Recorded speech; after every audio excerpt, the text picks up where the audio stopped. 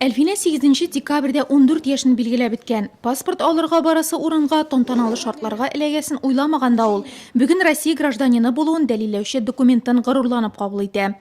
Я очень рада, что местное отделение партии вручило мне паспорт в этот праздник. Я очень рада, что стал гражданином России. Конституция бәйрәме көнне кызыбыз Әлфинә документ алды. Алтайсы бәйрәмгә туры китереп, без аның кич белән гаилә табыны ясарбыз дип уйлыйм инде. 6 яшь үсмер Россия Федерациясы паспорты белән бергә Яшь гвардия оешмасы эмблемасы төшергән тышлык ала.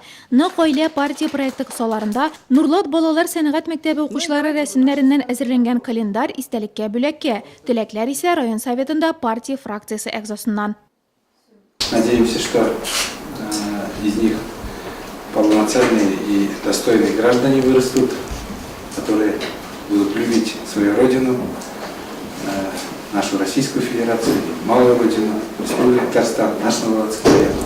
Россия Федерациясы Конституциясы көнендә Бердәм Россия партиясының Нурлат җирле бүлекчәсендә бушлай юридик ярдәм күрсәтү дә оештырылды. Көн дәвамында пенсия фонды идарәсе белгече, суд приставы, нотариус, юрист-консульт, адвокат Нурлатларны кабул итте.